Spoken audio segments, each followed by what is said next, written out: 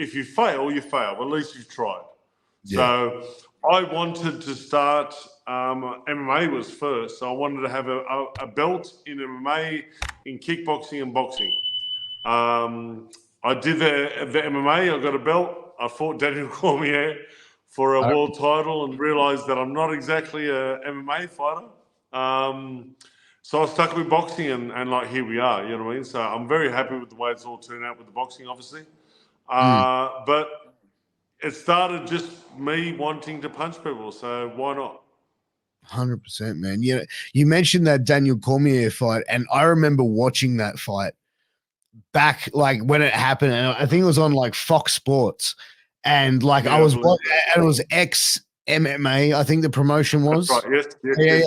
And then it was yeah. So I watched the show before where I think you won the title, where you won the heavyweight title, and then you were against DC. And I remember, and like DC was an unknown, like no one knew, like this wasn't like, you know, the world champion that he went on to become. But like, dude, I remember watching that match and like you going into it, man, like I was going, man, like Lucas is going to knock this guy out.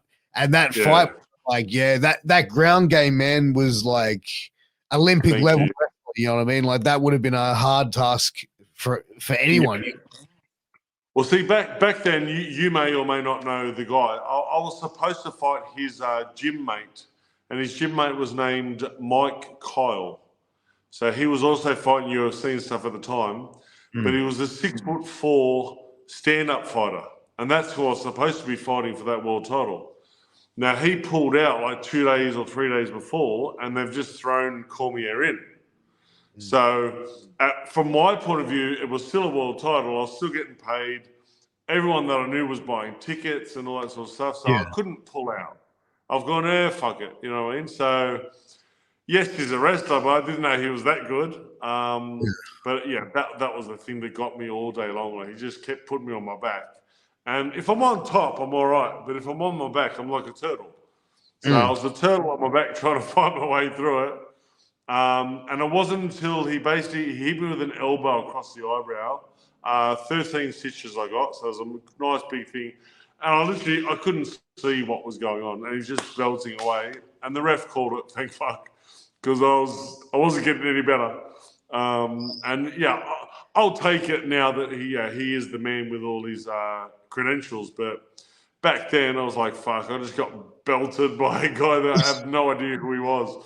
Yeah. Because like I remember seeing him and then like, because he comes out and he's like 5'11" and just like this stocky dude. And then it's like looking across and seeing you, and it was just like this killer. I'm like, bro, like this is like I thought this guy was going to be like an out of shape heavyweight, and then it was like, holy shit! Like that was like, soon as that fight, I was like, whoa, that spun me, bro. Like that really spun me. Well, that for me, that was my like wake up call. If I do want to fight in America, UFC, whatever it may be, but really take MMA further, I'd have to wrestle and kick. And I'm like, I'm too fucking old to try and start this shit. Like they've been doing it since they were kids in school and stuff, you know? Yeah. So that was also the very much for me the turning point to say, listen, I'm just going to box. Fuck this shit, you know what I mean? And well, I didn't even kick. I kicked twice in one fight. So in my 8 MMA fights, I kicked one. I kicked twice. Yeah, so right. The first one landed on his thigh, and I'm like, fuck, I'm going all right. And the second one, he checked it, and I'm like, yep, we're done. I'm not doing that again. But you know what? Like, I feel like in early years of UFC, like you would have been like a dominant champ. You know what I mean? But like once it sort of started to get around like the 2000 and like, you know, 9, 10, and you know what I mean? When it started that real evolving after like, you know, tough one. But I feel like that would have been like an era for you to be like, you would have dominated like a heavyweight division in the UFC back then, I think, Phil. Back in like the almost the Chuck Liddell style days.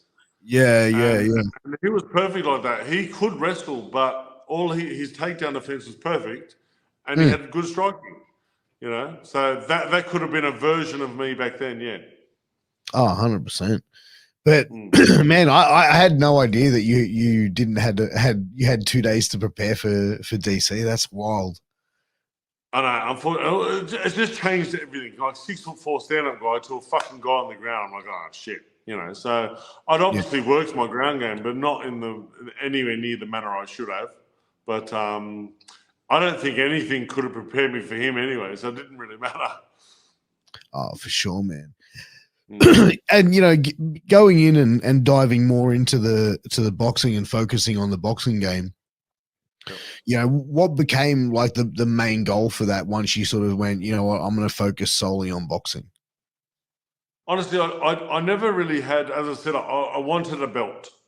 It was never really, I don't think world title was ever on my mind or in the cards really until later on. I knew I just wanted to legally belt people and maybe get a couple of belts and stuff. That was it. So, yeah, when you think about it, when you first start out, you've still got a full-time job. You're only getting paid. Like my Australian title fight was my 11th fight, and I got paid $3,000. Yeah, so like at that point, it wasn't about the money either. You know what I mean? I was still working a full-time job and getting paid $3,000 per fight. And that's an Australian thing, I think. I don't know if you want to touch on all this or not. Yeah, if I lived in the UK, I'd be driving a Bentley. You know what I mean? 100%. Yeah. After my world title, when all the bullshit happened, my next fight in Australia was $5,000. Really? So former world champion and $5,000. My Django fight, which was what 3-4 fights ago, I got $5,000 for that. Yeah, well, like Australia's bullshit for money, unless you're someone like a Tim Zoo who's got the name to back it up.